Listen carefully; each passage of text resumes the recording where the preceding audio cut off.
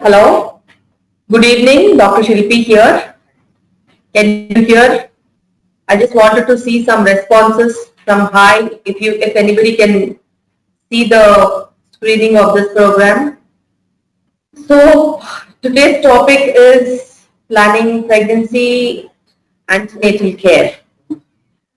It's always a question when it comes to a woman's health.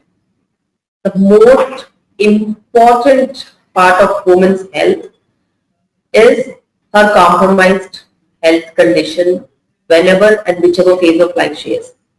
Because we've seen in India that chronically and perennially we have existing anemia that is there running in women. So the first and foremost and the most important thing all throughout prenatal or pregnancy planning or be it adolescent or be it pregnancy or be it postnatal, as an obstetrician, I always concentrate only and only on one main thing called anemia.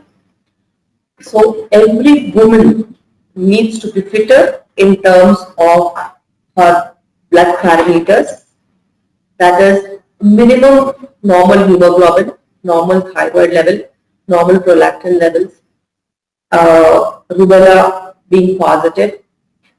Otherwise, if it is negative, then they can take rubella vaccine and a normal vitamin D level. These are some basic investigations.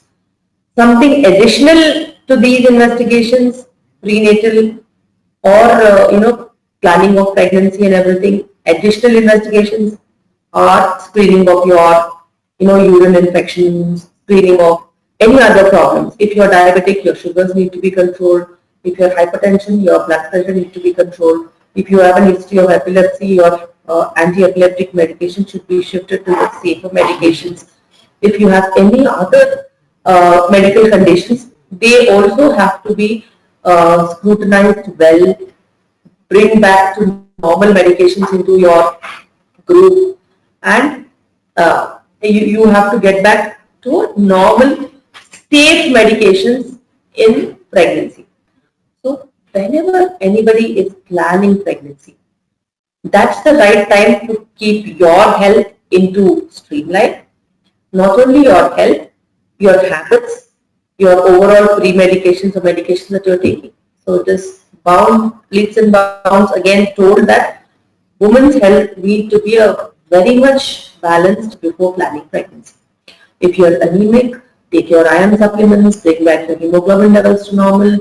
If you have thyroid issues, get your thyroid under control and let it be below 2.5. That's a better value TSH. HbA1c, your sugar levels, HbA1c on an average less than 6. Your hypertension, your pressures less than 120/80. A good safe antihypertensive medication. All these things need to be settled even before planning pregnancy. So what you have to do when you are planning pregnancy.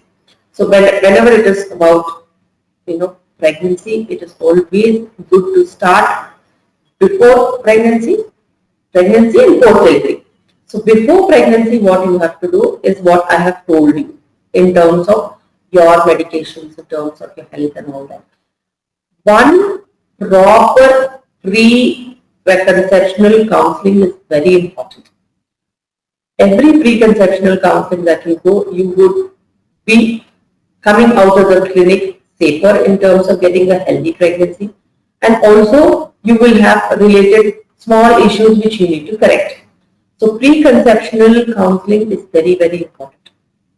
One more thing that I need to add on at this phase is pregnancies are safer and have good outcomes in your 20s. That is one line that I have to add on, because after 30 years of age, the ovarian reserve declines and the conception rates also decline. If you're planning after that, you should be aware of such a problem that exists. Though people conceive spontaneously at 36, 40 also, but that is a rarer incident and you should never calculate yourself into the rarer forms. That is one thing. And your parameters are very, very important. If you are healthy, you will have healthier pregnancy. If you are anything lesser than that, definitely you should exercise in a way that you go into the normal. As far as age is concerned, age is this. In the 20s, the pregnancies are very good in terms of outcomes. There is another component that people usually forget. That is the BMI perspective. If you have a healthy BMI, that is a BMI of 23 to 26 kind of a thing, anything above 21 is still good. Lesser BMIs is malnourishment. More BMIs, let's say more than 27, 28, 30, 35, is again obesity. So overt less BMIs and overt more BMIs have bad impact on pregnancies. So if you are having an opportunity, if you are going for a preconceptional visit, if you are framing when you want to get pregnant, definitely before 30, definitely when your BMI is the best. If you are having higher BMIs, take some time out to get back into the normal BMI profile, lose weight, and then plan pregnancy. This applies even for people with PCO, even for people with fertility problems, even for people with any other issues. Losing the additional weight definitely gives you protection against hypertension in pregnancy, diabetes in pregnancy, and its associated complications like preterm labor and other complications. So always pregnancy is in that time frame and this frame of BMI in the healthier weight problem. So if you are having lower BMIs, definitely you should try to gain little bit weight, improve your nutritional condition. I don't say anybody below 20 is not well nourished. It can be familial also. Make sure that your nutritional status in terms of anemia, in terms of hypoproteinemia, in terms of other deficiencies is well checked, and then a balanced diet. You're shifted before you plan your pregnancy. So once you're pregnant, yes, pregnancy is joyful, people are happy when they are pregnant. We have mixed population, we have very apprehensive people, we have happy people, and we have annoying people who are always worried about something which has not come to them and which others have experienced in their life. So I'll tell you one small thing, that every pregnancy is different. Every pregnant woman is different. There is no relationship between two pregnancies. There is no relationship between two deliveries. There is no relationship, absolutely same pregnancies at all. So pregnancy is 9 months. Every day is different. Every woman is different, and it is very much different in different people. So don't compare pregnancies. That is not correct. Don't compare your pregnancy to other pregnancies. Don't compare medications. Don't compare doctors. Nothing. So always it is a point that you should take care of your pregnancy as an individual and take take the advice of your doctor for you yourself. That is very important. As soon as you get pregnant, as soon as you miss period, you can do a home pregnancy test and confirm your pregnancy. Once your pregnancy is confirmed, what you can do is you can once your home pregnancy test is confirmed, you can go to a nearby obstetrician, get yourself checked. They will do basic parameters like your thyroid, your hemoglobin levels, your urine infection screening, your viral marker screening, which is very important. So all these tests, once they are done, your early pregnancy scan is scheduled for 6-7 weeks of pregnancy. So when your urine pregnancy, you missed period, it means that you're 4 weeks of pregnancy approximately. So after that, maybe around 2-3 weeks, you will have your early pregnancy scan. Whatever I am talking is in general for everybody. This is not applicable for conditions like recurrent pregnancy losses, like previous miscarriages or IVF pregnancies or closer monitoring pregnancies or multiple pregnancies. Those are all individualized. All treatments, all checkups are formulated in a different manner for them, including special medications and drugs, and all these things will be there. So As soon as you get pregnant, you will get your prescription, your folic acid, your vitamin D, your any medications to support if you have nausea, vomiting, or anything like that. What I always suggest is to have a one shot of vitamin D injection when you are going in for your preconceptional visit, or if you're missed then when you're pregnant. Preconceptional folic acid is really, really important. At least 3 to 4 months before even you're thinking about pregnancy, you should start preconceptional folic acid. That is very good effect in terms of decreasing the chances of abnormalities, decreasing the chances of problems in pregnancies in terms of congenital malformations.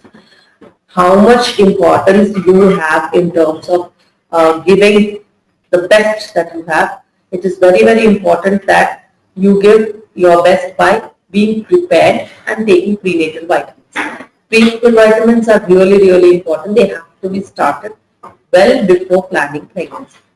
That is important. So once you are pregnant, your prenatal should be continued. If you have any thyroid problems, the thyroid medication. If you have any nausea vomiting, you can take your nausea vomiting medications.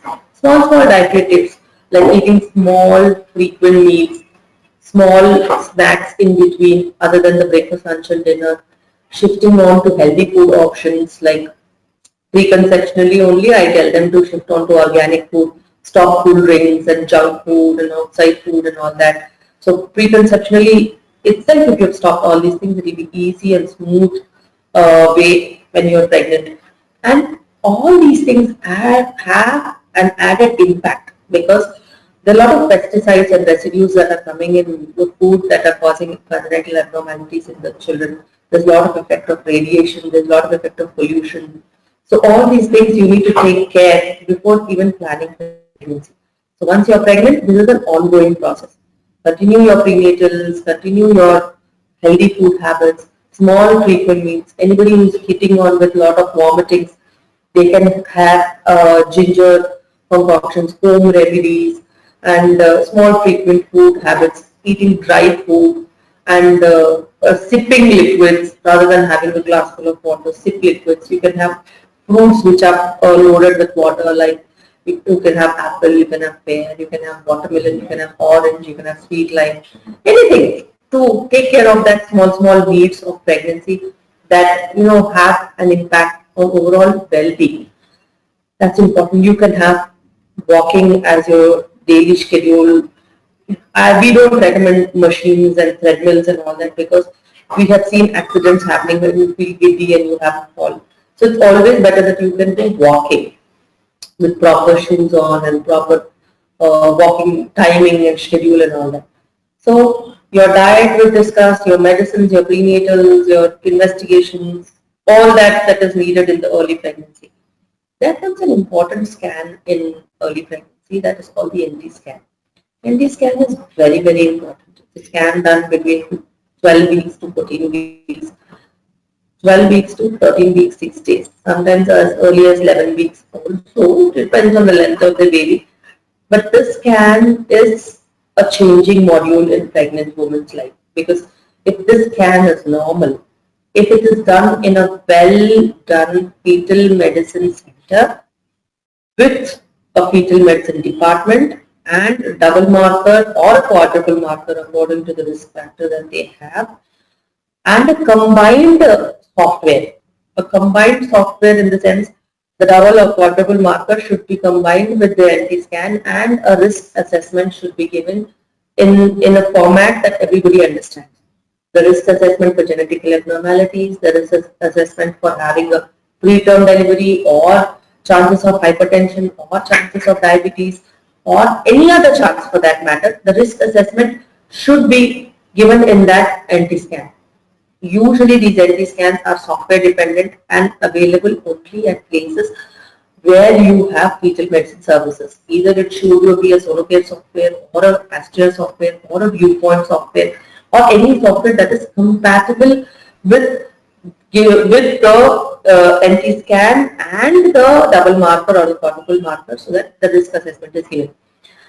NT scans are particularly done outside also where they don't have the software, which is a loss to the patient because they will not be able to comprehend the report. Though if they see the NT that is normal or the nasal bone that is normal, that doesn't mean that the software cannot comprehend anything else. There are many things, the ductus venous flow, the tricuspid regurgitation. There's so many other factors that give a combined report along with the blood parameters.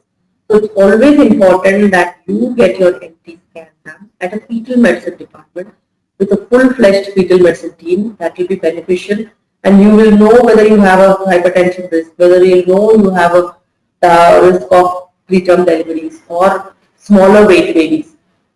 Likewise, if you have any problem, you can be supplemented with adequate protein intake, adequate, a yoga and exercise, adequate preventive measures like ecosprin and other medications to support the pregnancy, to improve blood supply.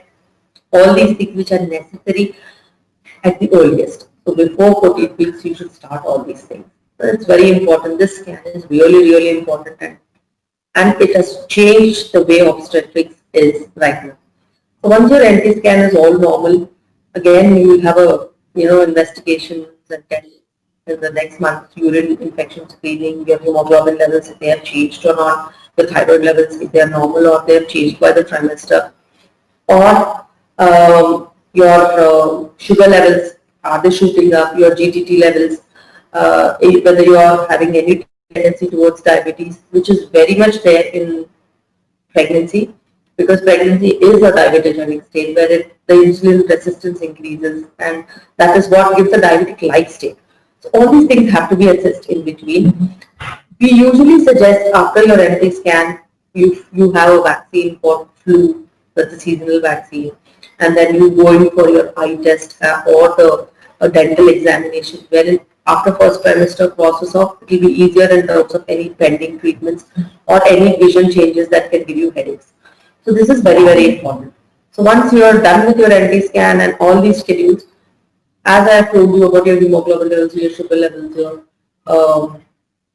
your urine infection screening, and your thyroid levels, all these things will be checked around 16-17 weeks of pregnancy.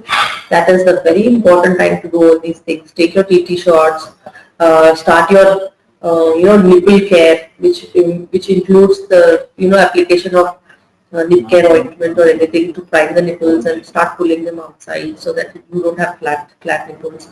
You also need to take care about your stretch marks care, some cream to put on a daily basis after bath, and at bedtime some kind of an oil massage so that you don't develop stretch marks.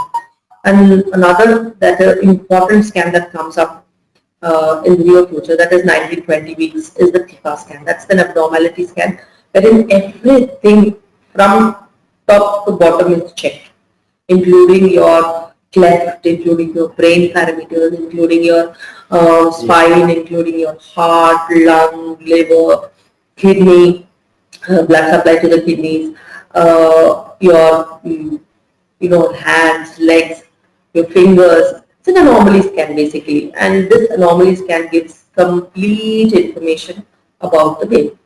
So in the first trimester, when it comes to medications, you'll just have folic acid and any other small vitamins that you need just in case.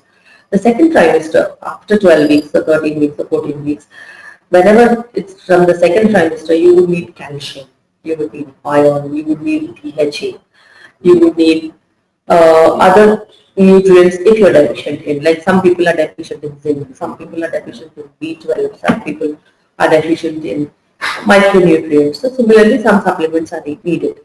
I always suggest calcium to be taken with calcium supplements like milk or buttermilk in the morning times, because that's the time when you're active and your calcium absorption happens into the bones. Weight bearing and activity increases the calcium absorption. So either it is 7 o'clock in the morning, 11 o'clock in the morning, when you can have milk or buttermilk and take. Never take calcium and iron together. It precipitates and it does not get absorbed. So iron tablet sometime with breakfast, and breakfast is something that is very important. I'll come to the diet of pregnant women. Breakfast you can have your iron tablet, and dinner is the time when you can have your DHA, because it gives sometimes burping feeling and a little fishy oil tendency in the throat. So you can have it just before sleep or when you're ready to retire. So that's very important. And when it comes to diet in pregnancy, diet is something very important. One thing, it's always a special subject and it is given by a dietitian. It's really, really important. And it is always based on your BMI.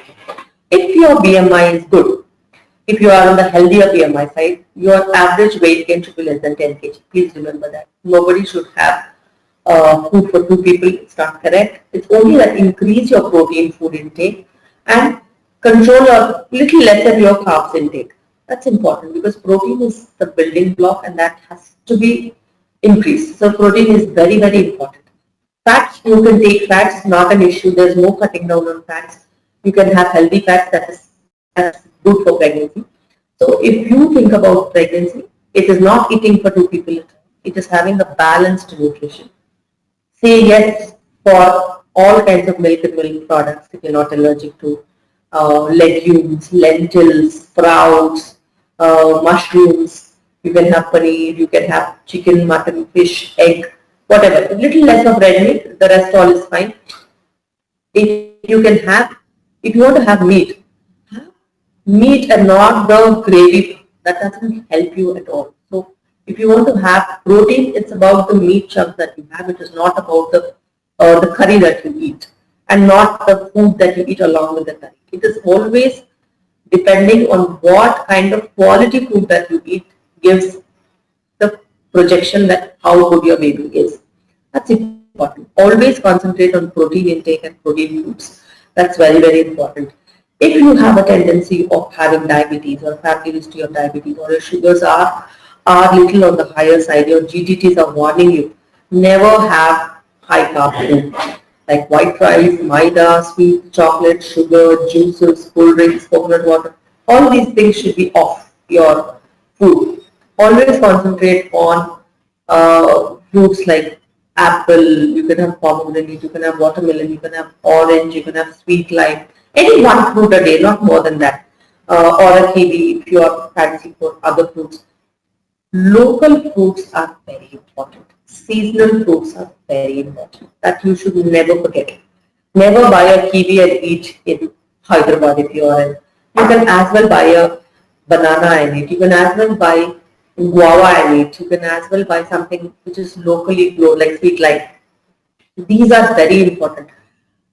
And you can have a mango if you are not diabetic or your PMIs are normal and you don't have any diabetic tendency.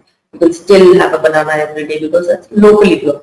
So that is how you should be very close to your social foods. Never hodge onto cornflakes or oats or mueslis and all that. Those are not your social foods. Your social foods are like idli, upma, dosa, all these things. If it is a North Indian, parathas and all that. So always be closer to your social foods. Social foods are very important. Getting the baby exposed to your culture when the baby is inside your tummy.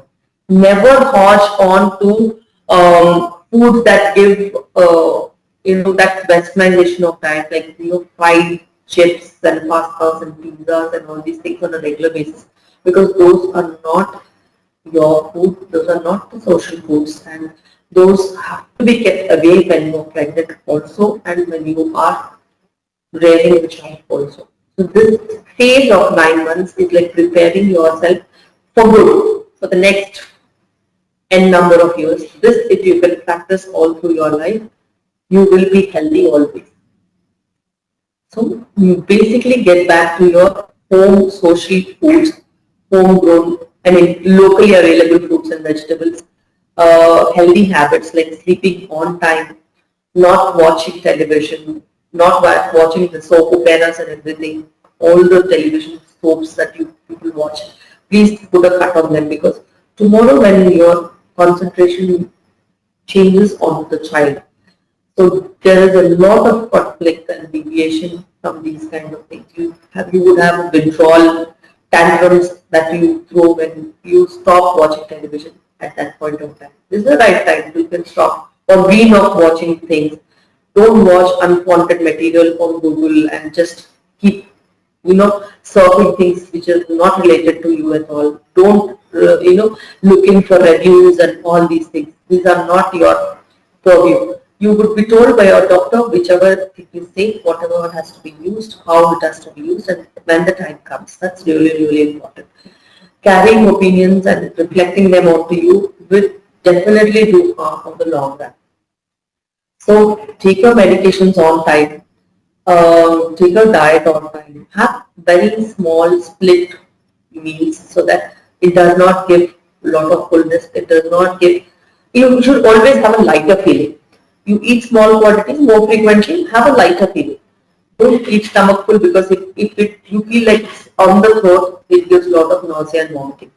So that's how silent part. The mid trimesters are always very silent.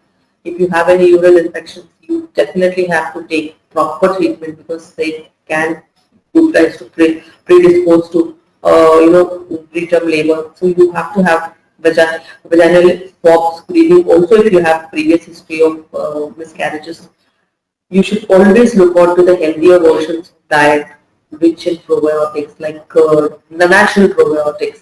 So those are very, very important. Always be on the lighter side in the night and little good breakfast and lunch because if you tend to sleep, there's a feeling of regurgitation. So night food is lighter. Some people have tendency of having a midnight snack. Yes, you can just keep it next to your bed. You can have a fruit or some dry fruit or anything that is quick to eat and sleep in the midnight. That's very important. In terms of activities, in terms of yoga, Lama's childbirth education classes, we have everything at Cartoons.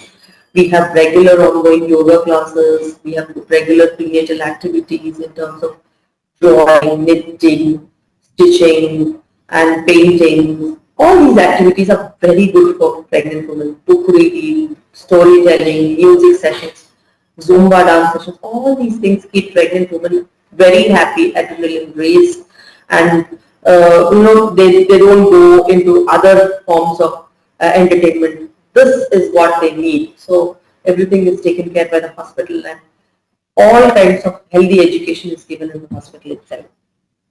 So keeping yourself informed, keeping your regular activities, regular diet, regular exercise pattern is very, very important.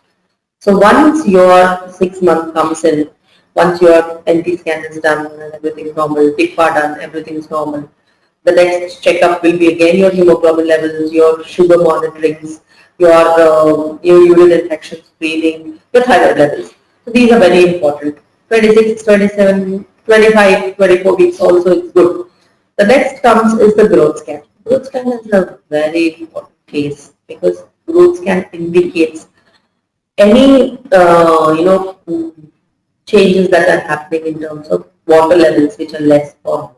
Less is also harmful, more is also harmful. More indicates diabetes, less indicates you need to take a little bit rest.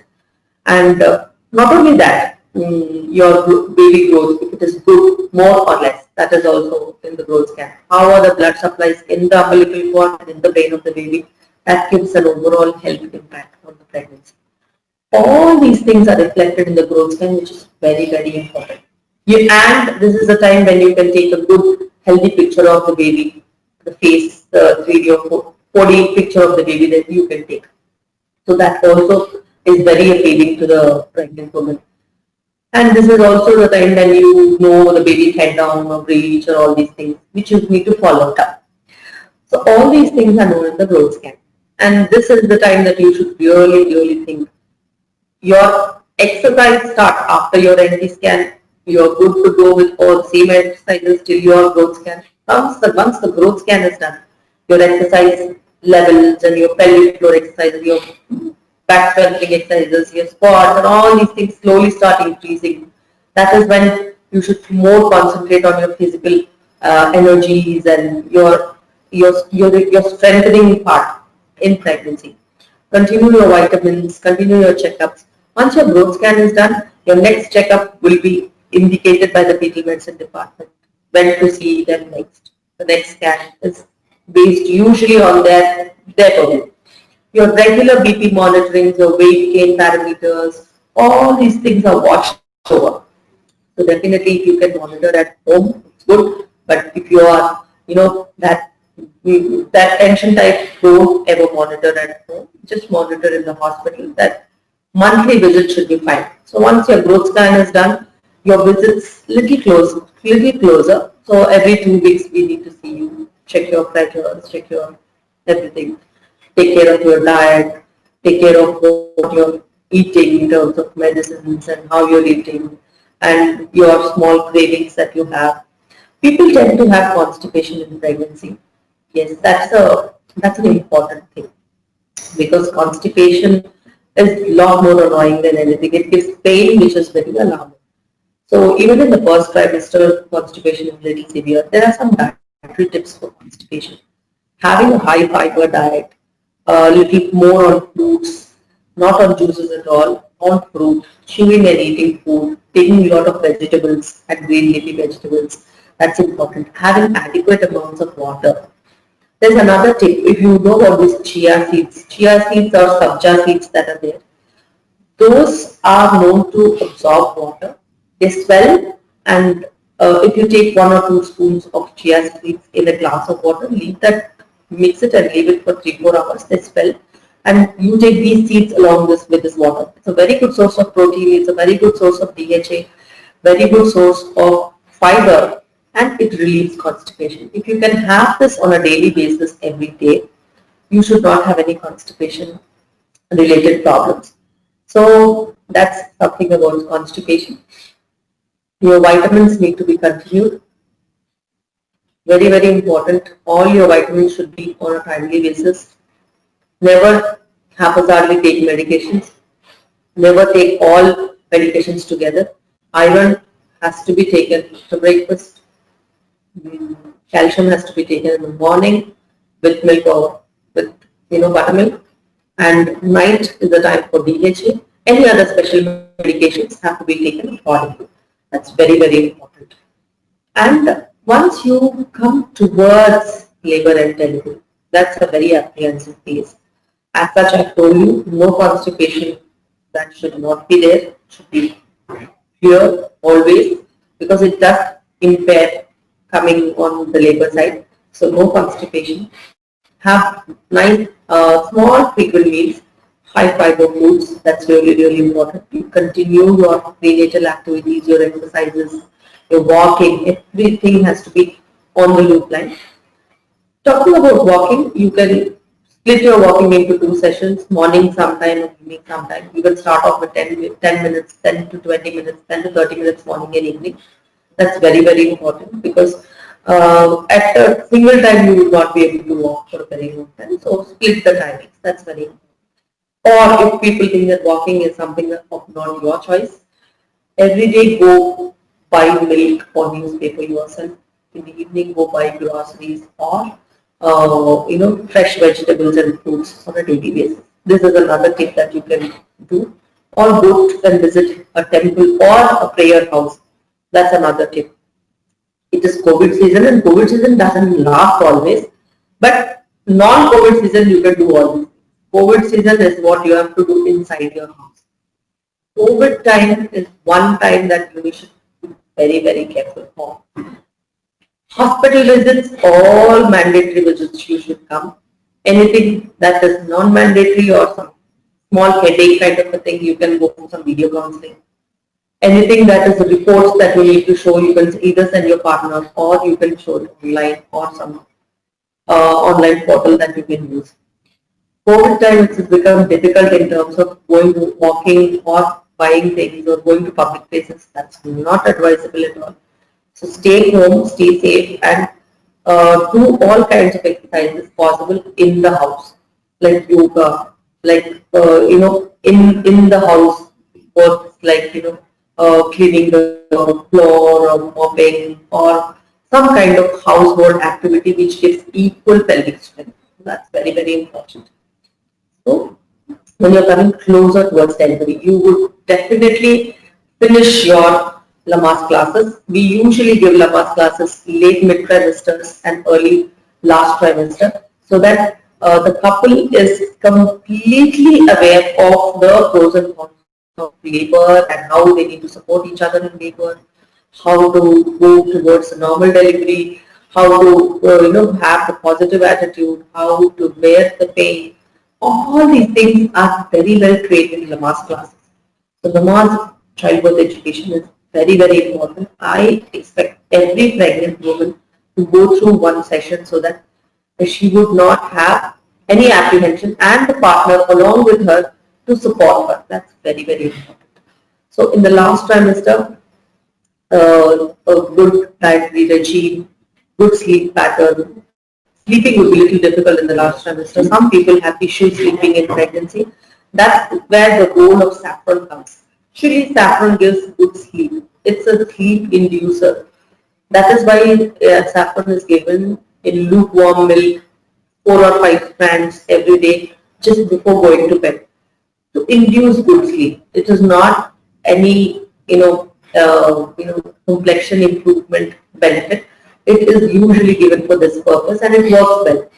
For somebody who's not having good sleep in pregnancy, you will always have warm water shower and dim lights and eat light and sleep well.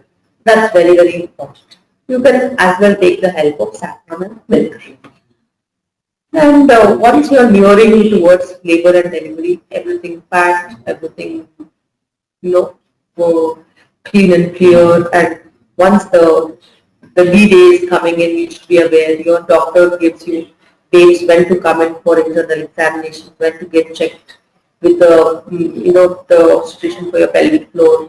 What level is the head? Is it coming down or is it up? Or what is the mode of delivery that you've been told? Is it an elective cesarean for somebody who had a previous cesarean or a placenta preview? Or if you're planning for a normal delivery, you're opting for natural birthing or a water birthing or whatever. You have information about epidurals, all these things. The mid trimester and the last trimester is the best time to decide what is your child's future. So child's future can be decided by cord blood banking.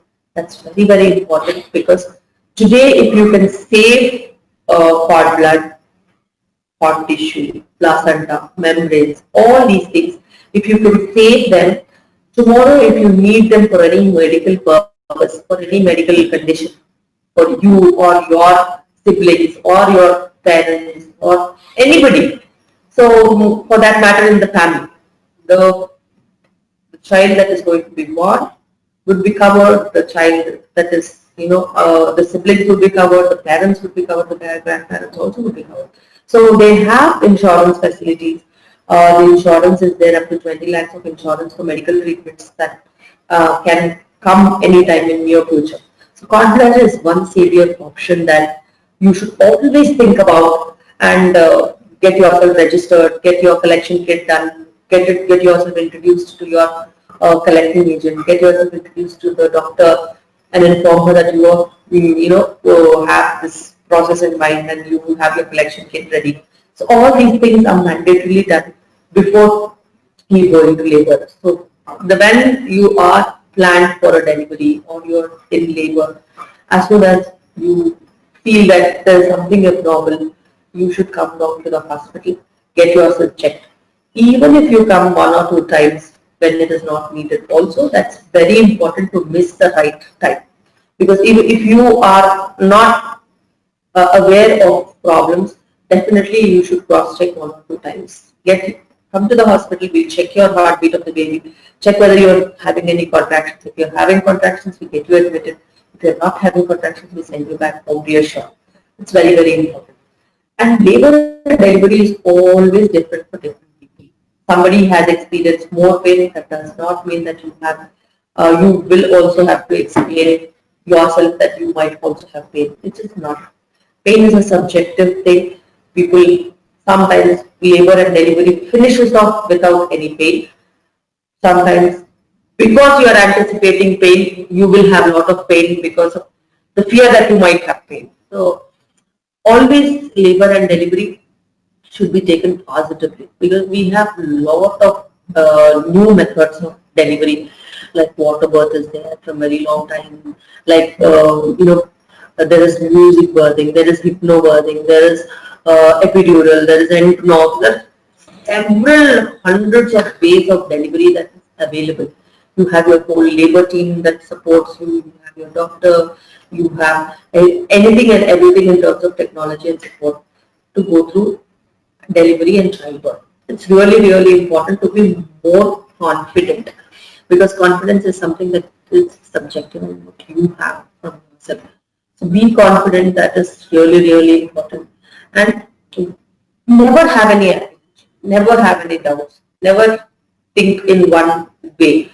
Never always think that you should always have a normal delivery. Come on, that's not in your hands totally. So have an open mind. An open mind gives always a positive response and a positive outcome, because you would not be annoyed at the end. Have an open mind, confidence in your doctor, an open mind, a healthy checkup regime, a healthy diet regime, healthy exercise regime, a healthy overall environment, healthy mind, peaceful, serene, you know, mm, environment that you are living in. So that will definitely help you in the long run. Not only this, whenever you are planning delivery and childbirth, you should always have everything which is needed for that ready. So that is called planning. So in terms of planning the labor day and all these things, you should finish off your paperwork, your cord blood, sampling, the needed documentation, your documentation for the insurances, the documentation for financial counseling. All these things should be finished. And when you come in for labor and delivery, just come with a positive mind. You will definitely have the best of outcomes. Once the delivery is done, whichever form of delivery, never think about the outcome. Once you deliver, your first and foremost thing as a mother comes to feeding of the child. Always have a positive attitude. Always have positive thoughts that you will definitely be able to feed the child. Try to learn about the positions, how to hold the child, how to comfort the child. Never have any apprehensions, never have any doubts, never have any taboos, all these things. The first milk has to be fed to the baby as soon as possible. There is no less time, or there is no more time. It's possibilities that you should look into to give that cuddling care to the newborn. So exclusive breastfeeding for the first 6 months is very important. Kangaroo care is very important. Always keep your baby latched to yourself so that the milk output is all good. The warmth from your body gives baby the confidence. Keep baby nicely wrapped, warm, and so that it is as if inside the uterus itself. So it should give the baby a safe feeling. Otherwise, sometimes baby are cranky, they are colicky, they give different kinds of problems.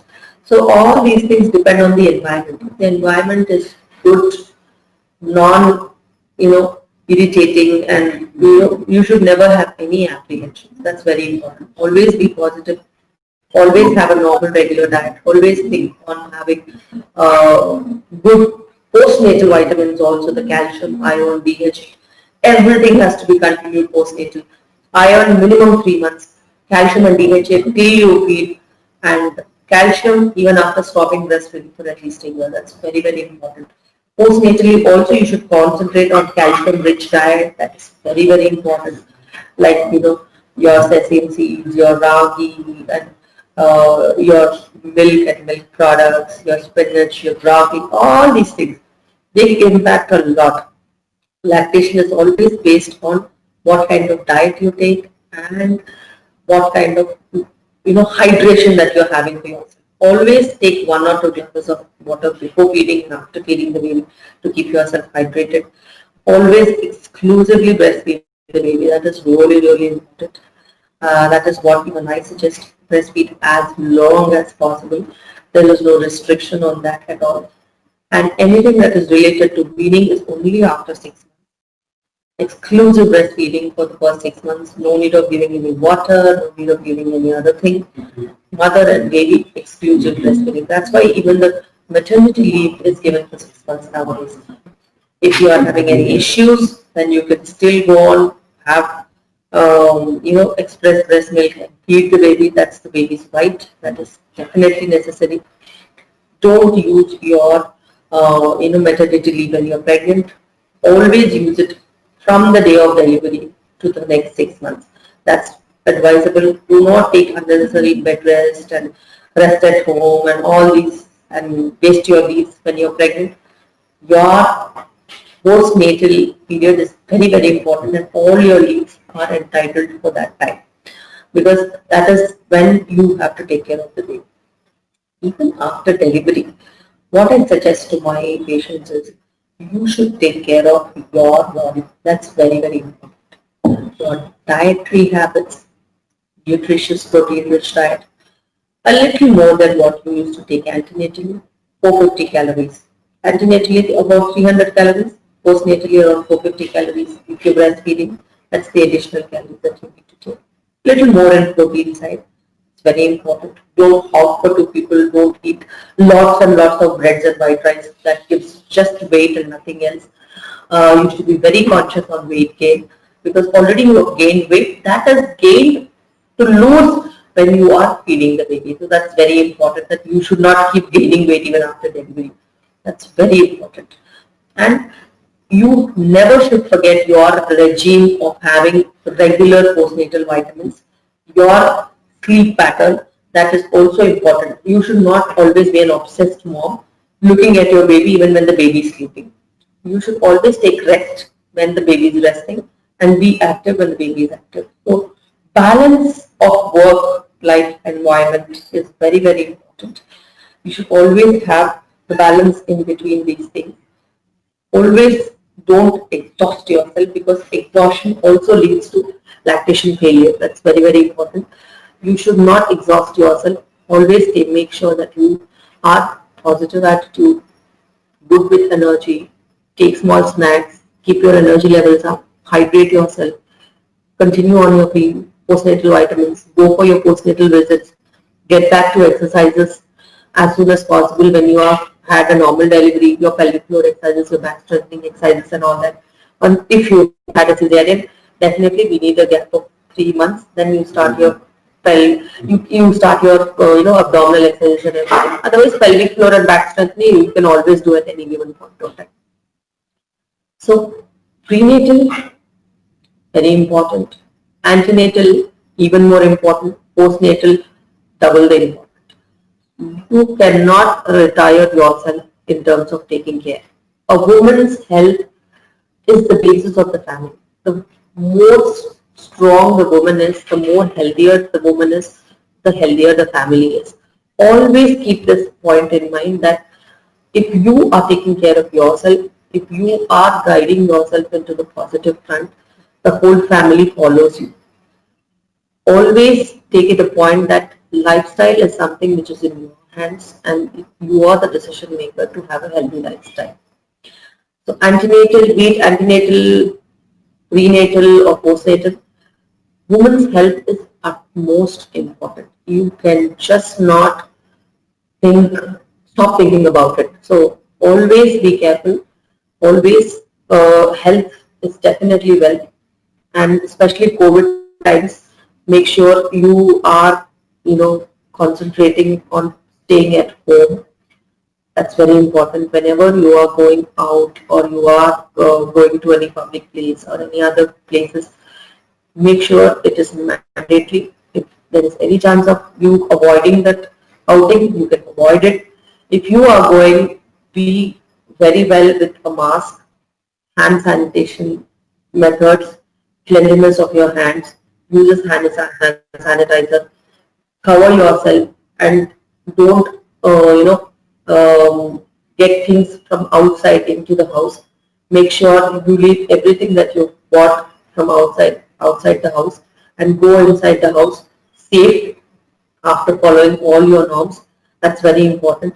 COVID times is a hard time on the pregnant woman and after delivery also because your immunity levels are little on the lower side.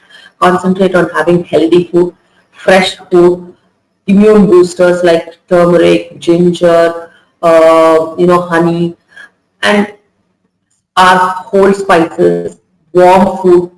Don't take cold stuff.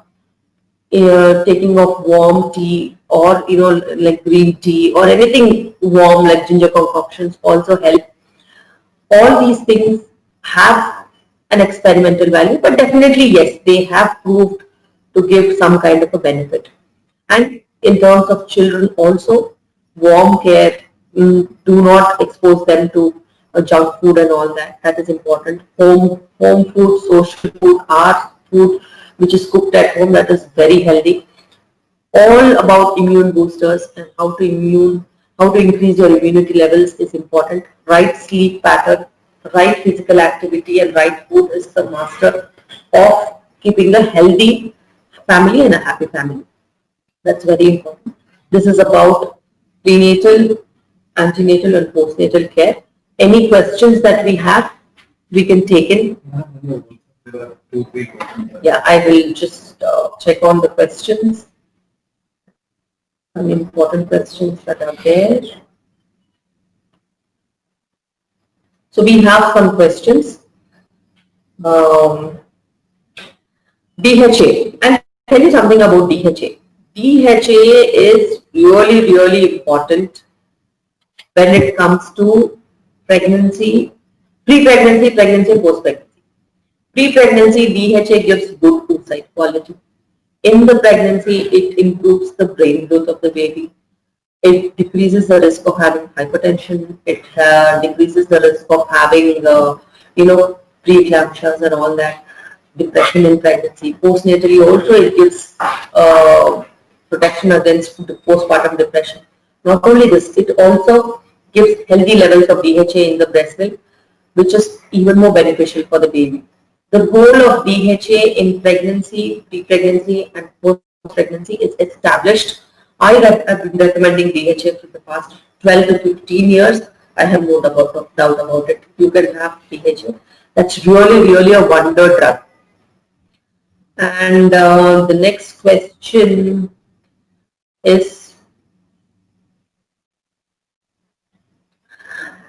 yes, scans are very mandatory. Even in COVID times, I have been talking about having timely early pregnancy scan to rule out ectopic pregnancy, timely NT scan to know the outcomes of pregnancy and genetic problems, timely TIFA scan to know if there is any anatomical abnormality and manage pregnancy accordingly, and growth scans to know whether there is proper weight of the baby, proper water of the baby, proper blood supply of the baby. These scans cannot be compromised at all. Okay, plus or minus a week, there is a range for the scans. Definitely you should contact any hospital.